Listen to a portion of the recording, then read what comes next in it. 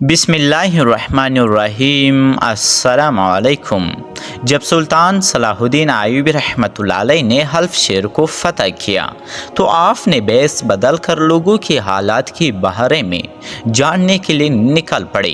سلطان معظم آپ نے گھوڑے پر سوار پورے شہر میں گھومتا رہا، لیکن کوئی بھی سلطان صلاح الدین ایوبی رحمۃ اللہ علیہ کو پہچان نہ سکا۔ لیکن جب بھی سلطان کسی سے بات کرتا تو وہ لوگ بڑے حیران ہوتے کہ ایک عام آدمی کے لہجے میں اتنا خوف، دبدبا اور دشت کیسے ہے۔ لیکن کوئی بھی یہ پہچان نہ سکا کہ اس چھپے ہوئے بیس میں ان کا افناس سلطان صلاح الدین ایوبی رحمۃ اللہ علیہ ہے۔ سلطان صلاح الدین ایوبی رحمۃ اللہ علیہ بازاروں میں گیا، گاہوں میں گیا، شہروں میں گیا، ہر جگہ لوگوں کا حال احوال پوچھا، ہر امیر غریب سے ملا اور اپنے بارے میں یعنی سلطان صلاح الدین ایوبی رحمۃ اللہ علیہ کے بارے میں پوچھا۔ لوگوں کے اپنے سلطان کے بارے میں خیالات سن کر سلطان صلاح الدین ایوبی رحمۃ اللہ علیہ کو دلی طور پر بہت خوش ہوا۔ لیکن ایک بات جو کہ سلطان صلاح الدین ایوبی رحمۃ اللہ علیہ کو بہت پریشان کر رہی تھی، وہ یہ بات تھی کہ حلب شہر کی زیادہ تر لوگ غریب تھے اور ان کے لیے 2 وقت کی روٹی بھی حاصل کرنا بڑا دشوار تھا۔ سلطان معظم بہت سے غریبوں کی پاس مہمان بن کر گیا تو سلطان کو یہ دیکھ کر بہت غم ہوا کہ ان لوگوں کی پاس کھانے کے لیے کچھ نہیں تھا۔ ان کے پاس جو ہوتا وہ سلطان کو دے دیتے، لیکن ان کے اپنے بچے بھوکے رہ جاتے۔ سلطان صلاح الدین ایوبی رحمۃ اللہ علیہ نے ان کی تھوڑی بہت مدد کرتا رہا اور وہاں سے رخصت ہو کر چلا جاتا۔ اسی طرح سلطان صلاح الدین ایوبی رحمۃ اللہ علیہ شہر کا ایک جگہ جا کر حالات کا جائزہ لیا۔ ہر ایک آدمی، چاہے غریب ہو یا امیر، چاہے دکاندار ہو، ہر ایک آدمی سے ملا اور حال احوال جانا۔ چند دنوں کے بعد سلطان صلاح الدین ایوبی رحمۃ اللہ علیہ پریشانی کی حالت میں بیٹھے ہوئے تھے کہ علی بن سفیان کی نظر آپ پر پڑی۔ علی بن سفیان وہ واحد شخص تھا جو لوگوں کی دلوں کی راز جان لیتا تھا۔ جیسے ہی اس نے سلطان معظم کو دیکھا تو وہ سب کچھ جان گیا تھا، لیکن وہ سلطان کی منہ سے سب کچھ سننا چاہتا تھا کہ آخر ایسی کون سی بات ہے جو کہ سلطان صلاح الدین ایوبی کو پریشان کر رہی ہے۔ علی بن سفیان سلطان صلاح الدین ایوبی رحمۃ اللہ علیہ کی پاس گیا اور بولا، سلطان معظم، آخر ایسی کیا بات ہے جو آپ کو اتنا پریشان کر رہی ہے؟ اور اس بات نے آپ کے چہرے پر رونق ہی اڑا دی۔ جیسے کہ آپ جانتے ہیں کہ آپ کی تھوڑی سی پریشانی سے میرا دل کی دھڑکن تیز ہو جاتی ہے اور مجھ سے آپ کی پریشانی دیکھ ہی نہیں جاتی۔ علی بن سفیان سلطان صلاح الدین ایوبی رحمۃ اللہ علیہ کی خوشامد بالکل نہیں کر رہا تھا، کیونکہ وہ بھی اچھی طرح جانتا تھا کہ سلطان معظم کو خوشامد سے بہت نفرت ہے۔ تاریخ گواہ ہے کہ علی بن سفیان سلطان صلاح الدین ایوبی رحمۃ اللہ علیہ کا بہت بڑا ساتھی اور مخلص تھا، اور بہت سی فتوحات میں علی بن سفیان نے سلطان صلاح الدین ایوبی رحمۃ اللہ علیہ کا بہت ساتھ دیا۔ سلطان صلاح الدین ایوبی رحمۃ اللہ علیہ علی بن سفیان سے مخاطب ہوئے اور کہا، اے علی، میں نے حلب شہر میں بیس بدل کر پورے شہر کا حال احوال جانا، غریبوں کی پاس گیا، ان کا حال احوال جانا، لیکن ایک بات جو مجھے ایک لمحے کے لیے بھی سکون نہیں دے رہی وہ یہ ہے کہ حلب شہر کے لوگ زیادہ تر غریب ہیں۔ وہ بہت محنتی، ایماندار اور مخلص ہے، لیکن ان کے پاس اتنی وسائل نہیں کہ وہ 2 وقت کی اچھی روٹی کھا سکے، اور میں چاہتا ہوں کہ ان کے لیے کچھ خاص اہتمام کیا جائے۔ یہ سن کر علی بن سفیان نے کہا کہ سلطان معظم، آپ جو چاہے کر سکتے ہیں، آپ ان کے لیے روزی کی مختلف ذرائع پیدا کریں تاکہ ہم ان کی مدد کر سکیں۔ یہ سن کر سلطان معظم نے کہا، وہ تو میں سب کچھ کروں گا، لیکن میں کچھ ایسا کرنا چاہتا ہوں کہ لوگوں تک میری مدد جلد سے جلد اور مسلسل پہنچتی رہی۔ یہ سن کر علی بن سفیان نے کہا کہ سلطان معظم، میں آپ کی اس بات کو سمجھ نہیں سکا کہ یہ سن کر سلطان صلاح الدین ایوبی رحمۃ اللہ علیہ نے فرمایا، میں چاہتا ہوں کہ ایک خاص مقام پر ایک وسیع لنگر کا اہتمام کرے، اور وہ لنگر ہفتے میں ایک دن تمام غریبوں کو کو کھانا کھلائیں اور اس لنگر میں عام کھانا نہیں بلکہ جو کھانا میں کہتا ہوں ان تمام غریبوں کو کھلایا جائے، تاکہ حلب شہر کی کسی بھی غریب آدمی کو میری یہ بات نہ ہے کہ سلطان معظم بیٹھ کر عیاشیاں کر رہا ہے اور ہم ادھر سوکھی روٹی کھا رہی ہے۔ یہ سن کر علی بن سفیان نے کہا کہ سلطان معظم آپ کی سوچ بالکل درست ہے۔ پھر سلطان صلاح الدین ایوبی نے سپاہیوں کو حکم دیا کہ ایک خاص جگہ پر وسیع لنگر کا اہتمام کرو اور فوری حلب شہر میں تمام غریبوں تک یہ پیغام پہنچا دو کہ ہفتے کے ایک دن اس لنگر میں آ کر کھانا کھا سکتے ہیں۔ علی بن سفیان نے حکم کی تحمیل دی، کھانے والی جگہ کا اہتمام کیا گیا اور کھانے کا بھی اہتمام کیا گیا اور لوگوں تک پیغام پہنچایا گیا۔ سلطان معظم کی بھیجے ہوئے سواری کی جانور ان غریبوں کو لے کر آتے، ہفتے کے ایک دن اس لنگر خانے میں کھانا کھا دیتے۔ لوگ سلطان صلاح الدین ایوبی کو دعائیں دیتے چلے جاتے۔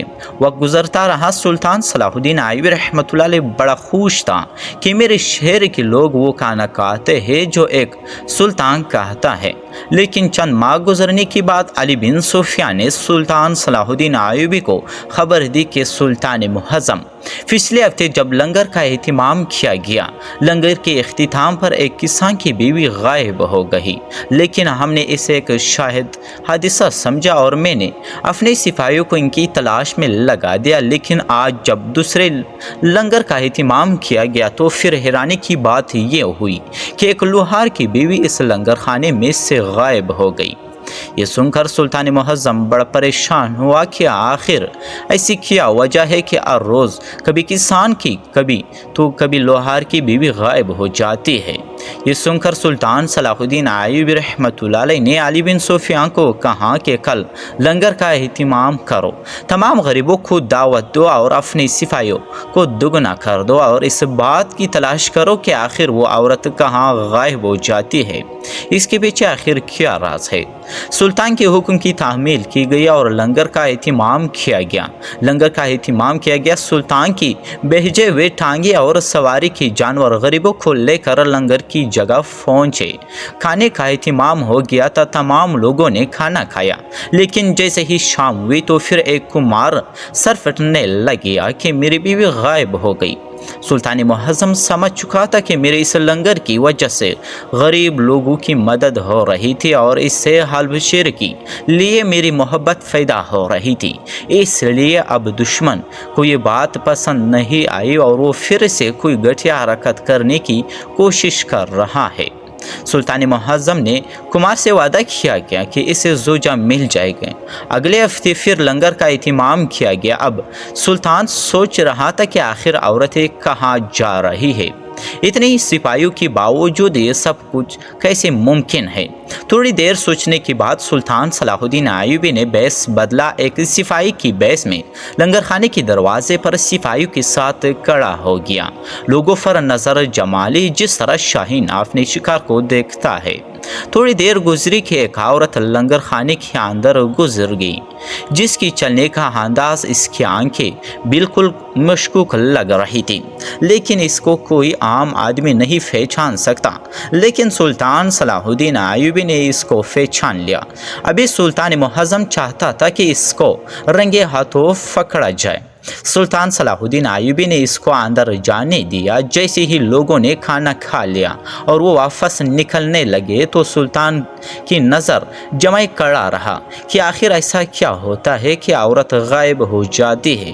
تھوڑی دیر گزری تھی کہ وہی عورت بیس بدل کر ایک تھیلے میں کوئی چیز کپڑے کے نیچے رکھ کر جا رہی تھی۔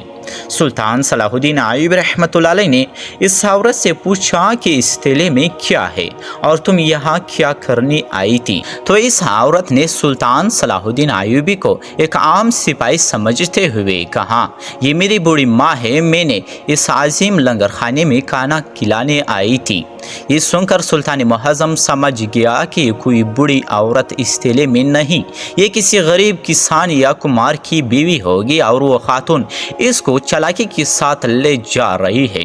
تھوڑی دیر گزرنے کے بعد سلطان صلاح الدین ایوبی نے اس عورت کا پیچھا کرنا شروع کر دیا۔ سلطان معظم پیچھا کرتا چلا گیا اور وہ عورت ایک سنسان جگہ میں چلی گئی۔ سلطان معظم بھی اس کا پیچھا کرتے کرتے چلا گیا۔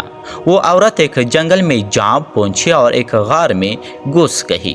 سلطان معظم نے اپنی نیام سے تلوار نکالی اور اس غار میں چلا گیا۔ جیسے ہی سلطان غار میں گیا تو دیکھا کہ پہلے سے وہاں 3 عورتیں رسی سے بندھی ہوئی تھی۔ وہ خاتون چوتھی عورت کو بے ہوش تھی، خاتون تیلے سے نکال رہی تھی۔ سلطان صلاح الدین ایوبی نے اس عورت کی گردن پر تلوار رکھی اور پوچھا، یہ تم کیا کر رہی ہو؟ تم گاہوں کی عورتوں کو اغوا کیوں کر رہی ہو؟ اس خاتون نے کہا، تم کون ہو اور تم یہاں کیسے آئے ہو؟ ابھی وہ خاتون سلطان سے ڈرے ہوئے لہجے میں پوچھ رہی تھی۔ باندھی ہوئی عورتوں کی منہ سے نکل گیا کہ ہماری سلطان، ہم آپ کو دیکھنے کے لیے ترس گئے تھے۔ ہم نے آپ ہی سے امید تھی کہ ایک نہ ایک دن آپ ہمیں بچانے کے لیے ضرور آئیں گے۔ جب اس خاتون نے سنا کہ سلطان صلاح الدین ایوبی ہے تو اس کی ہاتھ کانپنے لگ گئے اور سلطان کی تلوار کو دیکھ کر وہ خاتون سلطان کے سامنے ہاتھ باندھے کھڑی ہو گئی اور کہا کہ سلطان معظم، میں سب کچھ سچ سچ بتاتی ہوں، آپ میری جان بخش دیجیے۔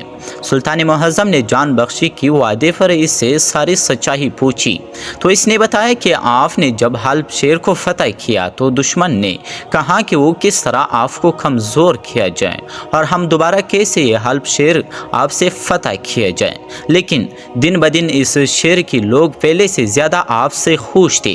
یہ بات آپ کی دشمن کو پسند نہیں آئی اور اس لیے اس نے یہ کام سر انجام دیا تاکہ لوگوں کی دلوں میں خواب بٹھ جائے اور اس واقعے سے سلطان معظم کی بدنامی ہوگی اور حلب شہر کے لوگوں کا سلطان صلاح الدین ایوبی رحمۃ اللہ علیہ پر اعتبار اڑ جائے گا، دشمن اسے دوبارہ فتح کرنے کے لیے آسانی ہوگی۔ یہ سن کر سلطان صلاح الدین ایوبی رحمۃ اللہ علیہ نے اپنی تلوار ہوا میں لہراتے ہوئے اور نعرہ بلند کرتے ہوئے کہا کہ جب تک سلطان کی جسم میں آخری سانس بھی چلتی رہی تب ہی میری دشمن میری فتح کیے گئے ایک بھی قلعے کو ہاتھ بھی نہیں لگا سکتے۔ اس کے بعد سلطان صلاح الدین ایوبی نے اس خاتون کی مدد سے اپنے دشمن تک جا پہنچا، اس کو آخری انجام تک جا پہنچایا۔ دوستو، امید ہے کہ ویڈیو اچھی لگی ہوں گے۔ اگر آپ لوگ چینل پر نئے ہیں تو چینل کو سبسکرائب کیجیے تاکہ اسی طرح کی تاریخی اور سبق آموز ویڈیو کی نوٹیفیکیشن پہنچتے رہے۔ بہت شکریہ۔